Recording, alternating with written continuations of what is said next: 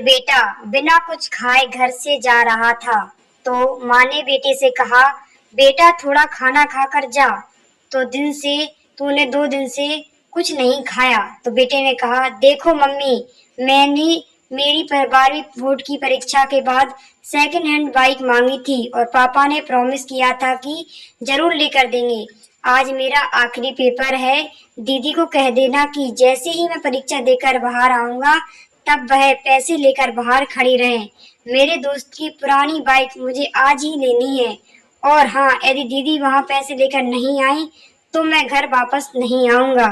एक गरीब घर में बेटे मोहन की जिद और माता की लाचारी आमने सामने टकरा रही थी। माँ ने कहा, बेटा तेरे पापा तुझे बाइक लेकर देने ही वाले थे, लेकिन पिछले महीने एक्सीडेंट। इससे पहले कि माँ अपनी बात पूरी कर पाती उससे पहले मोहन बोला, मैं कुछ नहीं जानता, मुझे तो बाइक चाहिए ही चाहिए।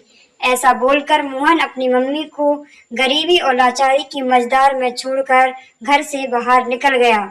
12वीं बोर्ड की परीक्षा के बाद भागवत सर एक अनोखी परीक्षा का आयोजन करते थे।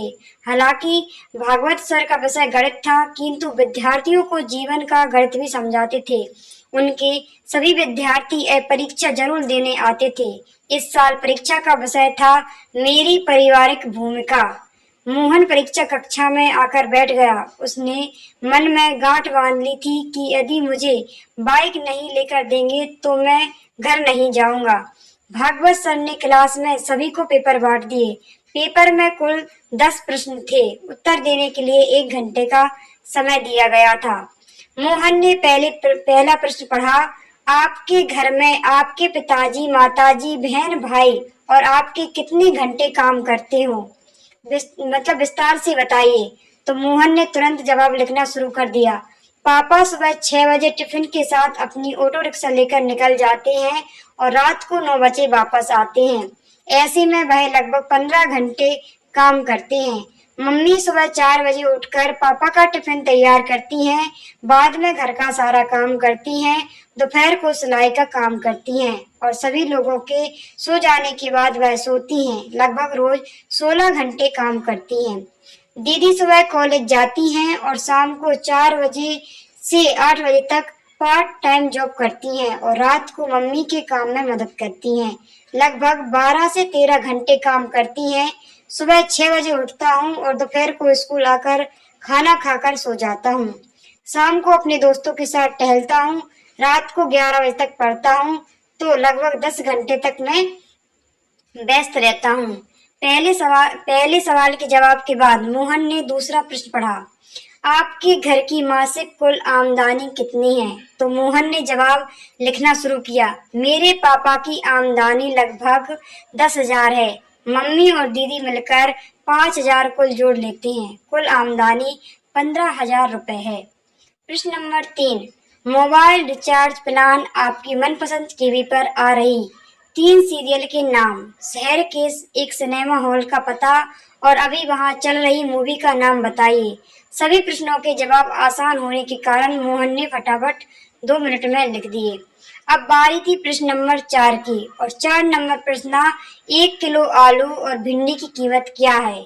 1 किलो गेहूं, चावल और तेल की कीमत बताइए और जहां पर घर का गेहूं पिसने जाते हैं उस आटा चक्की का पता भी बताइए। मोहन को इस सवाल का जवाब नहीं आया। उसे समझ में आया कि हमारे दैनिक आवश्यक जरूरत की चीजों के बारे में तो उसे थोड़ा भी पता नहीं है। मम्मी जब भी कोई काम बताती थी तो मना कर देता था। आज उसे समझ में आया कि बेकार की चीज मोबाइल रिचार्ज, मूवी का ज्ञान ही जरूरी नहीं है, अपने घर के कामों की समझ होना भी बहुत जरूरी है। प्रश्न नंबर 5, आप अपने घर में भोजन को लेकर कभी तकरार या गुस्सा करते हैं? तो मोहन ने सोचकर जवाब लिखा, हाँ, मुझे आलू के सिवा कोई भी सब्जी पसंद नहीं है। यदि मम्मी और कोई सब्जी बनाए तो मेरे घर में झगड़ा होता है। कई बार मैं बिना खाना खाकर उठ जाता हूँ। इतना लिखते ही मोहन को याद आया कि आलू की सब्जी से मम्मी को गैस की तकलीफ होती है, पेट में दर्द होता है। मम्मी अपनी सब्जी में एक बड़ी चम्मच अजवाइन डालकर खाती हैं। एक दिन मैंने गलती से मम्मी की सब्जी खा ली थी और फिर मैं थूक दिया था। और फिर पूछा था कि मम्मी तुम इतनी कड़वी सब्जी क्यों खाती हो। तब दीदी ने बताया था कि हमारे घर की स्थिति अच्छी नहीं है कि हम दो सब्जी बनाकर खाएं। तुम्हारी जिद के कारण मम्मी बेचारी क्या करे। मोहन ने अपनी यादों से बाहर आकर अगले प्रश्न को पढ़ा। अगला प्रश्न नंबर 6 था। आपने अपने घर में की हुई आखिरी जिद के बारे में लिखिए। मोहन ने जवाब लिखना शुरू किया। मेरी बोर्ड की परीक्षा पूर्ण होने के बाद दूसरे ही दिन बाइक के लिए जिद की थी। पापा ने कोई जवाब नहीं दिया था और मम्मी ने समझाया था कि घर में पैसे नहीं हैं, लेकिन मैं नहीं माना। मैंने 2 दिन से घर में खाना भी छोड़ दिया है। जब तक बाइक लेकर नहीं देंगे मैं खाना नहीं खाऊंगा और आज तो मैं वापस घर ही नहीं जाऊंगा, ऐ कहकर निकला हूँ। अब बारी थी प्रश्न नंबर 7 की और प्रश्न नंबर क्या था। आपको अपने घर में मिल रही पॉकेट मनी का आप क्या करते हैं। आपके भाई बहन अपनी पॉकेट मनी कैसे खर्च करते हैं। तो मोहन ने जवाब लिखना शुरू किया। हर महीने पापा मुझे 100 रुपए देते हैं, उसमें से मैं मनपसंद परफ्यूम और चश्मा लेता हूँ या अपने दोस्तों के साथ छोटी मोटी पार्टियों में खर्च करता हूँ। मेरी दीदी को भी पापा 100 रुपए देते हैं, वह खुद भी कमाती है और पगार के पैसे से मम्मी को आर्थिक मदद भी करती हैं। हाँ, उसको दिए गए पॉकेट मनी को वह गुल्लक में डालकर बचत करती हैं। उसके किसी प्रकार की कोई शौक नहीं है क्योंकि वह भी कंजूस है। इसके प्रश्न के बाद मतलब प्रश्न नंबर 8। आप अपनी खुद की पारिवारिक जिम्मेदारी को समझते हैं। यह प्रश्न अटपटा और मुश्किल होने के बाद भी मोहन ने जवाब लिखना शुरू किया।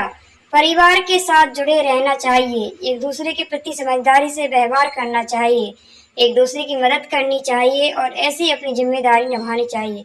लिखते लिखते ही अंतरात्मा से आवाज आई ए आर मोहन, तुम खुद अपनी पारिवारिक जिम्मेदारी को योग्य रूप से निभा रहे हो क्या। और अंतरात्मा से ही जवाब आया, नहीं, बिल्कुल नहीं। प्रश्न नंबर 9। आपके परिणाम से आपके माता पिता खुश हैं क्या। वह अच्छे परिणाम के लिए आपसे जिद करते हैं, आपको डांटते रहते हैं। इस प्रश्न का जवाब लिखने से पहले मोहन की आंखें भर आईं। अब वह परिवार के प्रति अपनी भूमिका बराबर समझ चुका था। उसने लिखने की शुरुआत की। वैसे तो मैं कभी भी मेरे माता पिता को आज तक संतोषजनक परिणाम नहीं दे पाया हूँ, लेकिन इसके लिए उन्होंने कभी भी जिद नहीं की। मैं बहुत बार अच्छे रिजल्ट के प्रॉमिस तोड़े हैं, फिर भी हल्की सी डांट के बाद वही प्रेम बना रहता है। इसके बाद आखिरी प्रश्न था नंबर 10। पारिवारिक जीवन में असर कारक भूमिका निभाने के लिए इन छुट्टियों में आप कैसे अपने परिवार की मदद करेंगे। जवाब में मोहन की कलम चलते इससे पहले उसकी आंखों में आंसू बहने लगे। जवाब लिखने से पहले ही कलम रुक गई।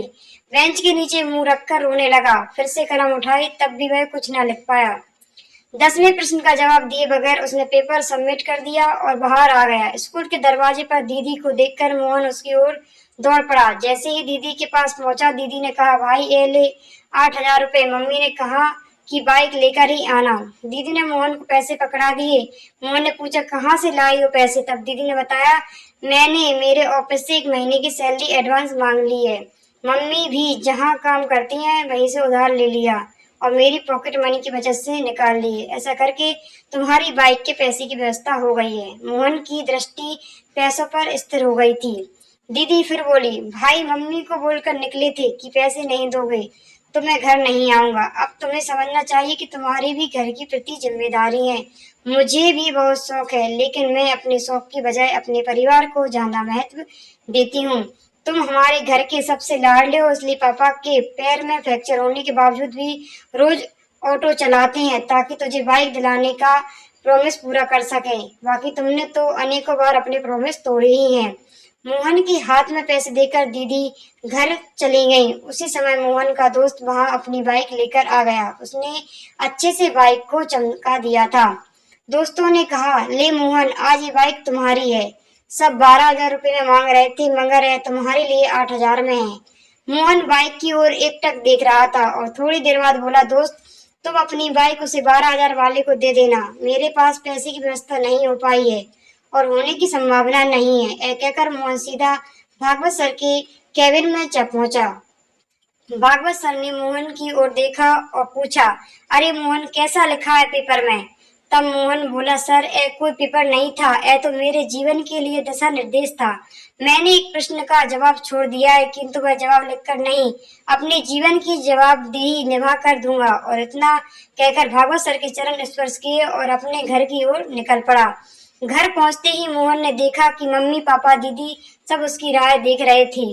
मोहन को देखते ही मम्मी ने पूछा, बेटा बाइक कहाँ है? मोहन ने दीदी के हाथों में पैसे थमा दिए और कहा, सॉरी मुझे बाइक नहीं चाहिए, और पापा मुझे ऑटो की चाबी दो, आज से मैं पूरी छुट्टियों ऑटो चलाऊंगा और आप थोड़े दिन आराम करेंगे। और मम्मी आज मेरी पहली कमाई शुरू हुई, इसलिए तुम अपनी पसंद की सब्जी ले आना, रात को हम सब साथ मिलकर खाना खाएंगे।